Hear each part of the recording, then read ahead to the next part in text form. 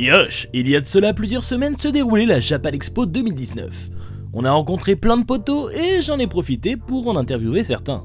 Alors bon visionnage. Alors salut Dorian. Salut. Est-ce que tu peux te présenter et présenter ta chaîne s'il te plaît? Ouais, et je m'appelle Dorian, j'ai 24 ans et j'ai une chaîne qui s'appelle Geeko World. Donc c'est une chaîne surtout centrée sur l'actualité manga et les reviews de manga de façon générale.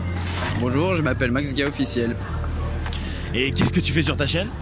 Je fais des vidéos présentation manga avec une intro à thème en général qui reprend le manga ou selon l'inspiration que j'ai. Je fais aussi plusieurs petits concepts par-ci par-là. Je fais aussi des vidéos achats mensuels, je fais un peu tout. Je suis le vidéaste manga cliché on va dire peut-être, sûrement. Mais j'essaye de me démarquer en mettant ma touche d'originalité et ma touche personnelle du coup. Salut, je m'appelle Anthony, ma chaîne c'est Antosama, manga. Salut Jérémy. Salut Taku. Comment vas-tu? Ça va bien et toi? Non. Ok, alors moi je m'appelle Jérémy, je suis de la chaîne Jérémy Sensei. Je parle essentiellement de manga, de ce qui me plaît en fait, j'ai pas forcément de thème particulier. C'est voilà, j'aime un manga, j'en parle, j'aime un animé, j'en parle, j'aime une figurine, j'en parle, voilà, tout simplement.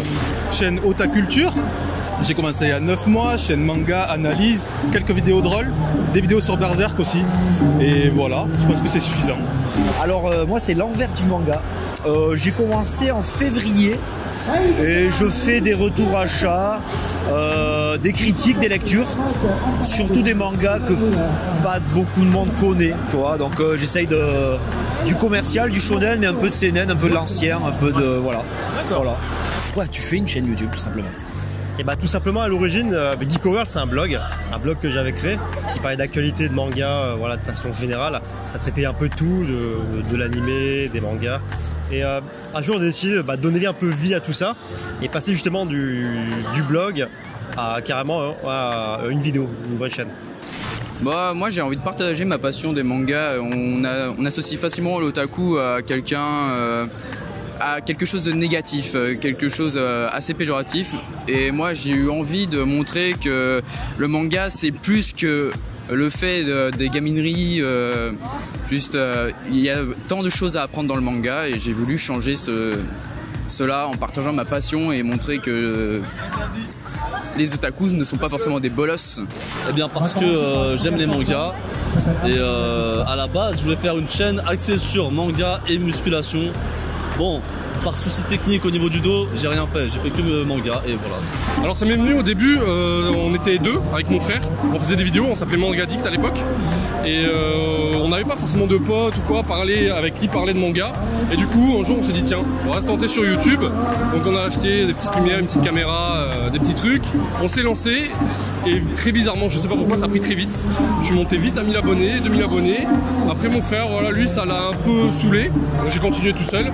J'ai changé de pseudo en Jérémy Sensei parce que tout seul, voilà, c'est plus simple. Et puis voilà.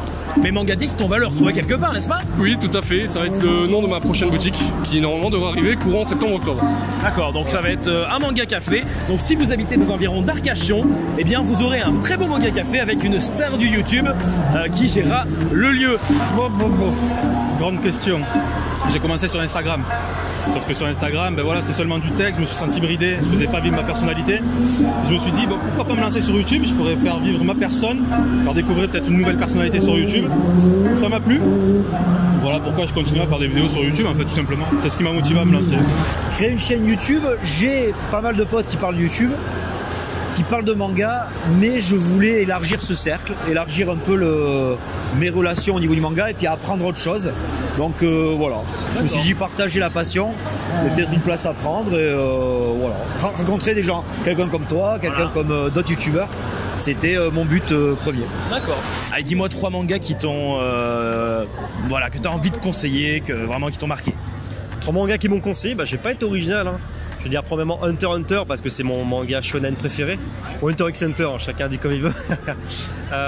C'est vraiment le manga qui m'a mis une tarte dans la gueule. Tout simplement par son côté un peu stratégique, vraiment poussé. Et puis par exemple le concept du naine qui est vraiment hyper poussé. Puis Hisoka d'ailleurs qui est mon antagoniste favori dans tous les mangas confondus. Après je dirais en manga seinen, j'avais déjà parlé rapidement un jour, mais Yotsuba. Ouais. Yotsuba qui est un manga que je trouve vraiment rafraîchissant. Et j'ai pas trouvé un truc. L'auteur il a réussi à insuffler un truc dans ce manga là que t'as pas forcément dans les autres mangas. et c'est vrai que c'est plutôt pas mal. Et ça se lit facilement, je veux dire, tu pars en vacances, tu peux commencer un tome au milieu, tu t'arrêtes, tu reprends 2 mois plus tard ou 1 an plus tard. Comme il n'y a pas vraiment de fil rouge, ça se lit vraiment facilement et c'est assez sympa. Alors il y en a énormément, mais si je devais en choisir, déjà mon manga préféré DeadTube, j'adore, c'est incroyable. J'aime beaucoup Chihayafuru, que j'ai trouvé hier, mais j'avais vu l'animé. C'est un manga josei, c'est écrit shoujo mais c'est un josei, qui parle de la pratique d'un jeu de cartes au Japon où il y a la lecture de certains poèmes et le but c'est d'être le plus rapide à les attraper. Et il y a une histoire qui tourne autour de ce sport qu'on pourrait même qualifier, tellement il faut être rapide. Et ça me passionne tellement que j'ai vraiment accroché. Et après j'aime beaucoup de mangas comme Dystopia ou encore Wolf Girl et Black Prince que tu as gagné en concours en plus. Mais voilà. 3 ou un peu plus. Si tu as envie de faire un peu plus, tu peux. Genre 10 par exemple. Waouh. Alors c'est 50 ou 3. Là, ce qui me vient en tête, Vinland Saga. J'en parle souvent sur ma chaîne. Franchement, Vinland Saga, n'hésitez pas, c'est une très bonne série. Et d'ailleurs, il y a le premier épisode qui passe en avant-première aujourd'hui. Exactement. Donc Vinland Saga, c'est un très bon manga.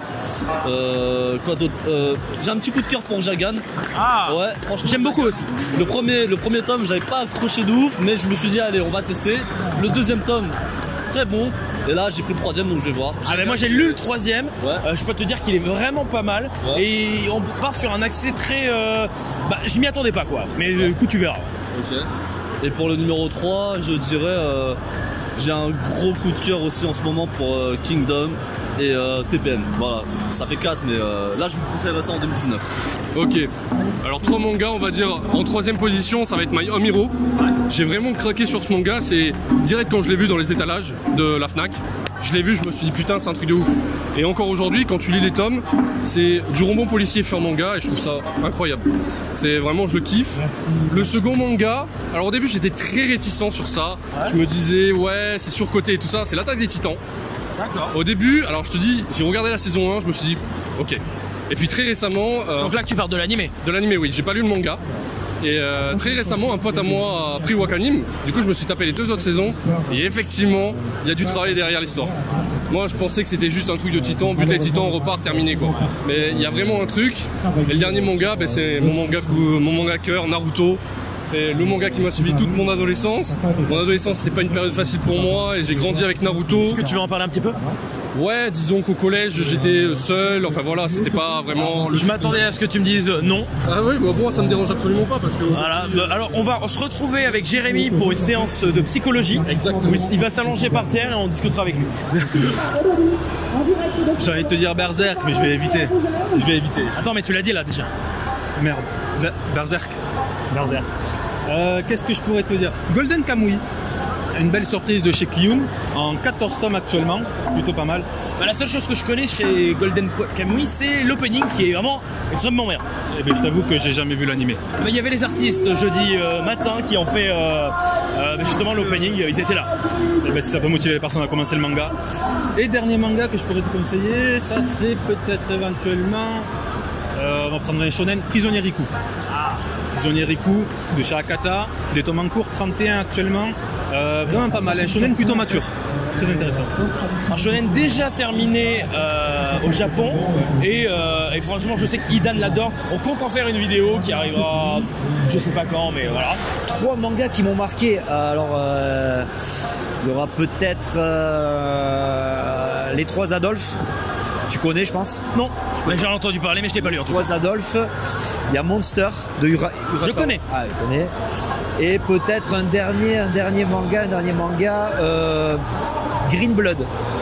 Green Blood, c'est de l'auteur de Rainbow et de Bestiarius. C'est un petit manga en 5 tomes et c'est sur du western. Donc du western un peu badass. C'est du manga, c'est du Red Dead Redemption en manga. C'est dessiné par le mec de Bestiarius. C'est extrêmement classe. C'est très beau. Eh bien tu donnes envie en tout cas. Voilà. Alors voilà, j'espère que ces petites interviews vous auront plu, et n'hésitez pas à aller voir leur contenu, leurs chaînes sont dans la description. D'ailleurs dédicace à Jérôme JDMP qui devait être dans la vidéo, ça sera pour une autre fois. Allez, je vous dis à bientôt sur Manga Corp. Yosh!